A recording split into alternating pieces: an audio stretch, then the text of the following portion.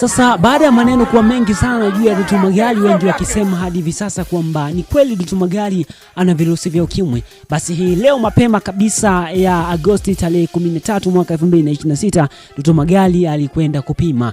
Alidai kwamba amekwenda kupima na baadaye akawa ameposti vipimo mtandaoni, ambapo mastaa wengi wameweza kudondosha maoni mengi sana, lakini moja ya kitu ambacho kimeweza kuzua gumzo ni swala zima la vipimo ambavyo alivyoviposti, hususa katika upande wa tarehe, ambapo katika vipimo ambavyo Doto Magari aliweza kuviposti vinaonyesha ni vipimo vya tarehe 5 mwezi wa 8 mwaka 2026, lakini anadai kwamba amepima leo tena huko Zanzibar Kizimkazi. Anasema huko aliko ndipo ambapo ameweza kupima vipimo hivyo, kitu ambacho kimemfanya Doto Magari aweze kuzua gumzo mtandaoni. Sasa story kubwa ni kwamba Mwijaku ameweza kupinga na kuweza kukataa kabisa na kudai kwamba ameweza kufunguka kwamba vile vipimo sio vya kwake, vile vipimo sio vya kwake, ambapo watu wengi sana wamejitokeza na wengine wakamtetea wakasema ni vipimo vyake, kwa sababu pale kwenye kipimo kuna majina na majina yake kamili kwamba ni Doto Abdalla. Vipimo vyake, sampuli ya damu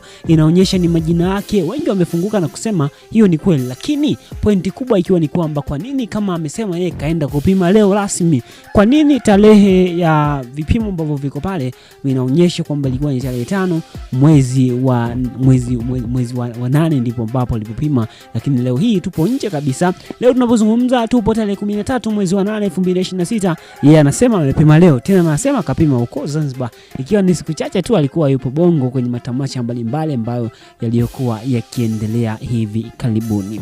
Sasa mambo ni mengi kweli na vitu ni vingi kweli, lakini sasa swali kubwa ni kwamba je, wewe hadi hivi sasa msimamo wako ni upi kwa upande wako kwa maneno unayosikia? Je, unaungana na Mwijaku? Mwijaku anasema kwamba hivyo vipimo sio vya kwake.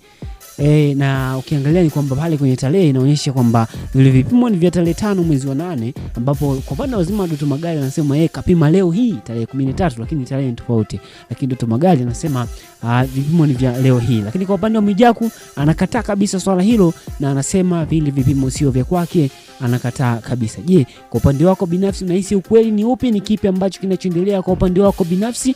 Unahisi ni nini hasa ambacho kipo nyuma ya pazia, na kwa nini ukweli unakuwa kama vile unapinda ukweli unakuwa umejificha? Kwa sababu watu wengi walitegemea na walitamani sana kwamba siku ambayo itakuwa ni siku muhalisi, itakuwa ni siku ambayo kifupi mambo mengi sana yataibuka, lakini mwisho wa siku ndio imekuja kuwa hivi tena kwamba vile vipimo inasadikika sio vya kwake.